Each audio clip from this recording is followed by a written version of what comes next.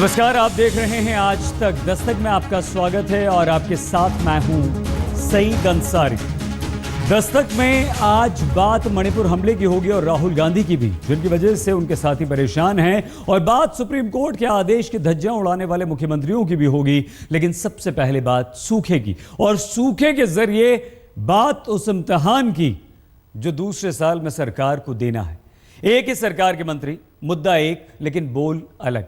हम बात कर रहे हैं मॉनसून के पूर्वानुमान से पैदा होने वाले संकट की। एक मंत्री कहता है कि बारिश कम होगी और यह बहुत चिंता की बात है, लेकिन सूखे को लेकर जब देश में बहस चल पड़ती है तो दूसरा बड़ा मंत्री कहता है कि घबराने की जरूरत नहीं है।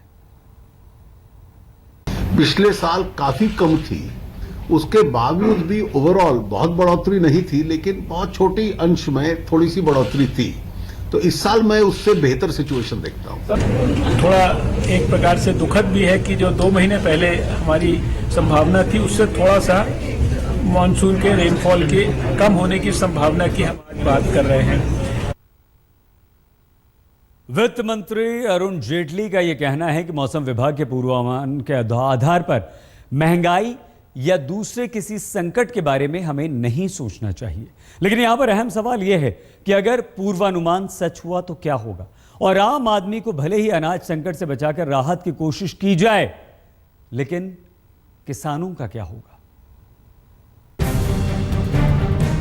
मौसम विभाग ने बारिश के संदर्भ में अपनी भविष्यवाणी में 5% का बदलाव क्या किया, देश में सूखे की आहट जोर मारने लगी। बारिश के सामान्य से कम की भविष्यवाणी को और ज्यादा में तब्दील करते हुए केंद्रीय मंत्री हर्षवर्धन ने मॉनसून की जो तस्वीर सामने रखी, उसने महंगाई बढ़ने से लेकर उत्पादन संकट और किसानों के लिए बुरे दिन का अंदेशा जता दिया। लेकिन अब वित्त मंत्री अरुण जेटली भरोसा दे रहे हैं कि चिंता की कोई बात नहीं है। रीजनल स्प्रेड है, इसमें थोड़ी बहुत कमी केवल उसी क्षेत्र में है जो उत्तर पश्चिम का क्षेत्र है, जिसमें पंजाब, हरियाणा, पश्चिम उत्तर प्रदेश आते हैं, जहां सिंचाई की सुविधा काफी है, और इसलिए बाकी 3 क्षेत्रों में बरसात इतनी कम नहीं दिखला रहे वो, और इसलिए इसका कोई खाद्यान्न की पैदावार पे बहुत असर पड़ने वाला है या उसकी उपलब्धि पे पड़ने वाला है, ये नहीं है। वित्त मंत्री भले कहें कि अनाज का भंडार है, लिहाजा आम लोगों के लिए चिंता की कोई बात नहीं, लेकिन सवाल किसान का है, जो पहले ही बेमौसम बारिश और ओलावृष्टि के कहर से बर्बाद है। जानकारों की माने तो मौसम विभाग की भविष्यवाणी सही साबित हुई तो देश की करीब आधी खेतीहर जमीन सूख सकती है। उत्तरी पश्चिमी क्षेत्र में 85% बारिश का असर उत्तर प्रदेश, पंजाब, हरियाणा और राजस्थान की पैदावार पर पड़ना तय है। धान, कपास, गन्ना और सोयाबीन की फसल पर खास असर, यानी भले ही सरकार की परिभाषा में सूखा न पड़े, लेकिन बारिश कम हुई तो किसान के सामने संकट आएगा ही। बेमौसम बारिश के चलते ही इस साल 1000 से ज्यादा किसानों ने खुदकुशी की, और अब हालात बिगड़े तो सिवाय सरकार का मुंह ताकने के उनके पास कोई रास्ता नहीं होगा। रोपाई का काम नहीं होगा, घर में रोपाई नहीं हुई, अगर हो भी गई किसी ढंग से एकाएक बरसात से, तो फिर संभावना नहीं है कि अच्छी उपज हो, और उपज नहीं होगी तो अपना जो है जीवन दुभर हो जाएगा। दरअसल इसके पहले जो है रबी की फसल बेमौसम बारिश के चलते वैसे ही बर्बाद हो चुकी है, अब किसानों की कमर टूट चुकी है, और दोबारा अगर खरीफ की फसल में बरसात ने दगा दिया तो हम लोग कहीं के नहीं रह जाएंगे। 2008-9 में उद्योगों को 3 लाख करोड़ का पैकेज दिया गया था, लेकिन अब किसानों का कर्ज माफ करने की बात भी सरकार खारिज कर चुकी है, और जिस तरह मुआवजे का खेल देश में चला है उस पर किसान भरोसा कर नहीं पा रहे। तो सवाल यही है कि बारिश कम होने की मौसम विभाग की भविष्यवाणी सच हुई तो किसान करेंगे क्या? चंदौली से उदय गुप्ता के साथ आज तक ब्यूरो। पूर्वानुमान और भविष्यवाणी सच हुई तो मुश्किल हो सकती है, लेकिन ऐसा नहीं है कि हमेशा पूर्वानुमान या भविष्यवाणी सच साबित होती है। हम आपको बताएं जल्दी से। देखिए, 2006 में 92% पूर्वानुमान था, लेकिन बारिश हुई 100%। 2007 में 93%, लेकिन बारिश हुई 106%। 11 में 95% का पूर्वानुमान था, बारिश हुई 102%, और 2013 में 98% बारिश का पूर्वानुमान भविष्यवाणी थी, लेकिन बारिश हुई 106%। मतलब साफ तौर पर यह हुआ कि पूर्वानुमान हर बार साबित सही नहीं होते हैं। रुख अगली खबर का। मणिपुर में आज सुबह हुए आतंकवादी हमले में सेना के 20 जवान मारे गए, 11 जवान घायल हुए हैं। आमतौर पर शांत माने जाने वाले राज्य मणिपुर में होने वाला यह आतंकवादी हमला बेहद चौंकाने वाला है।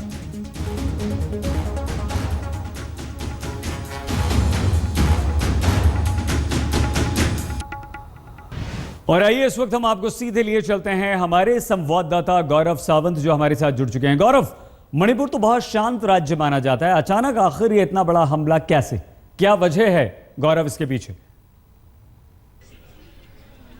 उत्तर पूर्व में पिछले करीब 6 महीनों में अलग अलग आतंकी संगठन अलग भी हुए हैं और नए गठजोड़ बन भी रहे हैं। ऐसे में जो सेना की डोगरा रेजिमेंट पर हमला हुआ है मणिपुर में, उसको पीपल्स लिबरेशन आर्मी KYKL के आतंकवादियों ने अंजाम तो दिया, लेकिन NSCN और उल्फा दोनों आतंकी संगठनों की शह पर यह हुआ है और NSCN का भी जो खपलांग गुट है वो इसके पीछे समझा जा रहा है।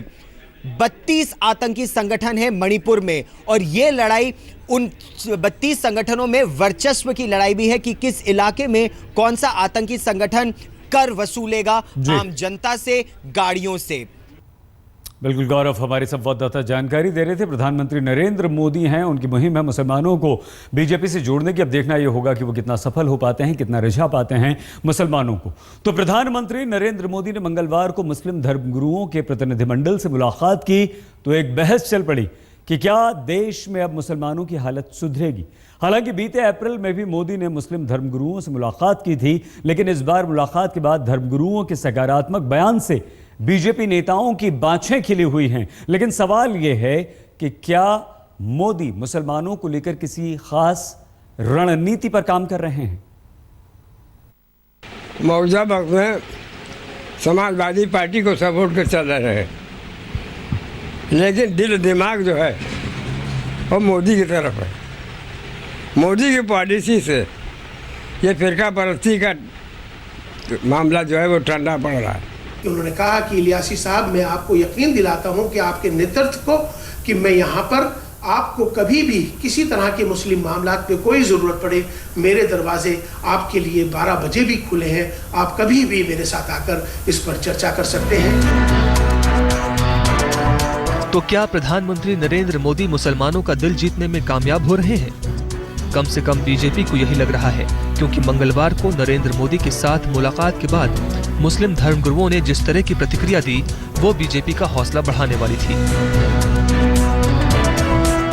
इसी बीच बीजेपी के मिस्ड कॉल सदस्यता अभियान के आंकड़े भी बीजेपी नेताओं को खुश कर रहे हैं, जिसके मुताबिक इस अभियान के दौरान देश के 30 लाख मुसलमानों ने बीजेपी ज्वाइन की है।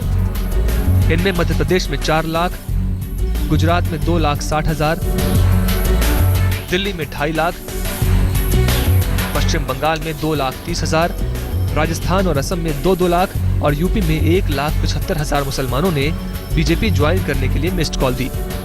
यानी बीजेपी को लग रहा है कि मुसलमान साथ आ रहे हैं। लेकिन सवाल है, क्या मिस्ड कॉल देने वाला हर मुस्लिम वास्तव में बीजेपी ज्वाइन करेगा? क्या धर्म गुरुओं के प्रतिनिधि मंडल को देश के मुसलमानों के बड़े तबके का प्रतिनिधि माना जा सकता है? जाहिर है बीजेपी वाले यही कह रहे हैं, लेकिन विरोधियों के पास अपने तर्क हैं। उस फिगर्स में कहा गया कि दिल्ली में 2.5 लाख मुसलमान मिस कॉल्स दिए बीजेपी को, और ये 6 महीने पुराना है। तो सवाल ये पैदा होता है कि फिर अगर 2.5 लाख का अगर मेंबर्स हुए तो वो आता है करीब 11.57%। मगर ये बताना ये चाह रहा हूं कि एक भी मुसलमान नहीं जीता बीजेपी से, और बीजेपी के मेंबर्स सिर्फ 3 जीत गए। वैसे वोट बैंक के गणित में मोदी की रणनीति को समझने की कोशिश करें तो अंबेडकर के आश्रय दलित वोट बैंक और धर्म गुरुओं के आश्रय मुस्लिम वोट बैंक को भी वो साध रहे हैं।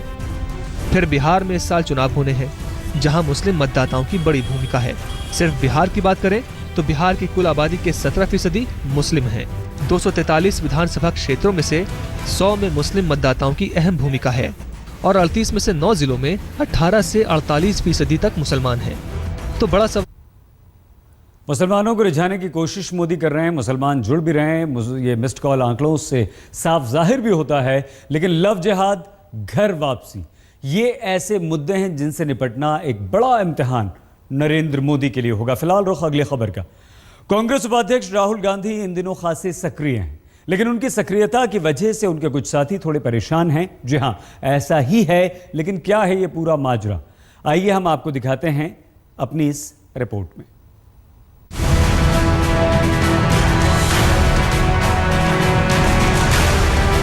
लैंड बिल के विरोध में जब पूरी कांग्रेस सड़क पर थी, तब कांग्रेस उपाध्यक्ष राहुल गांधी बैंकॉक में आत्मचिंतन कर रहे थे।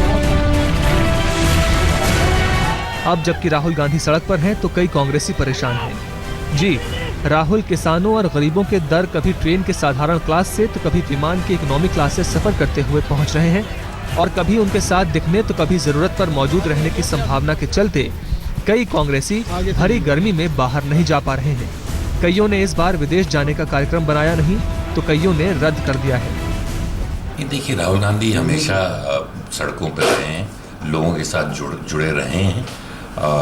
व्यक्तिगत तौर से कोई छुट्टियों में अपने परिवार के साथ, परिवार का भी हक होता है और दोस्तों का भी हक होता है, और अगर कोई व्यक्तिगत तौर से कहीं अपने परिवार के साथ छुट्टी मनाता है तो मैं इस बार तो नहीं गए, कोई नहीं गए, अभी तक नहीं गए, कुछ लोग गए भी होंगे, इसके बारे में मुझे जानकारी नहीं है। ज्योतिरादित्य सिंधिया से लेकर आरपीएन सिंह, सचिन पायलट, जितिन प्रसाद, अंबिका सोनी, कमलनाथ, कुमारी शैलजा, मनीष तिवारी, अजय माकन, मिलिंद देवड़ा और दीपेंद्र हुड्डा जैसे कई कांग्रेसी हर बार गर्मी की छुट्टी में विदेश जाते थे।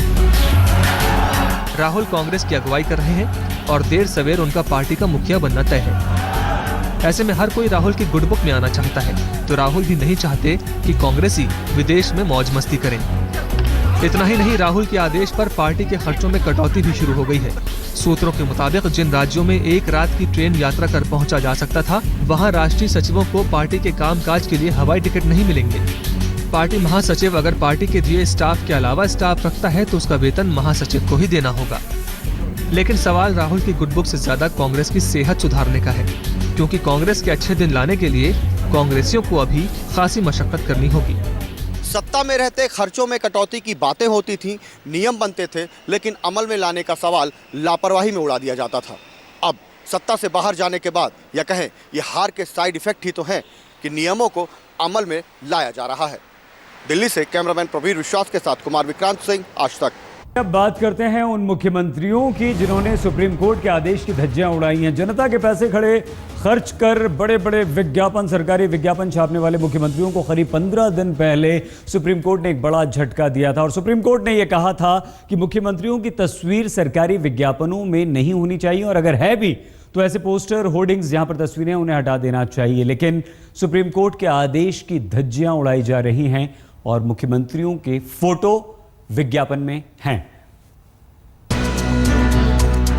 सुप्रीम कोर्ट का आदेश है कि सिवाय इन 3 हस्तियों के सरकारी विज्ञापन पर किसी की भी तस्वीर हो नहीं सकती। लेकिन अब जरा इन 3 तस्वीरों को देखिए।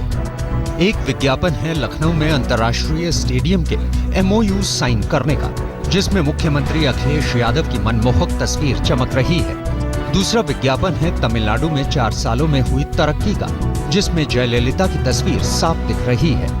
और तीसरी तस्वीर है पटना की, जहां मुख्यमंत्री नीतीश कुमार और उनके मंत्रियों की तस्वीर वाले होर्डिंग शहर भर में टंगे हैं। यानी सुप्रीम कोर्ट के आदेश के बाद इन्हें हटाया नहीं गया। 3 जून को अखबार में छपे इस विज्ञापन में यूपी के मुख्यमंत्री अखिलेश यादव समेत उनके 3 और कैबिनेट मंत्री दिख रहे हैं। शायद कोर्ट के आदेश की अवहेलना से बचने के लिए सीधे तौर पर यूपी सरकार का लोगो नहीं छापा गया है और न ही ये कहा गया है कि विज्ञापन यूपी सरकार का है। इसके बजाय लखनऊ विकास प्राधिकरण और यूपी क्रिकेट एसोसिएशन की तरफ से विज्ञापन दिया गया, यानी कानून से बचने के लिए कानूनी दांवपेंच का सहारा। अब जरा 2 जून को अखबार में छपे इस एडवर्टोरियल को देखिए। इसमें तमिलनाडु की 4 साल में हुई तरक्की का बखान है और साथ में जयललिता की 2 फोटो भी हैं।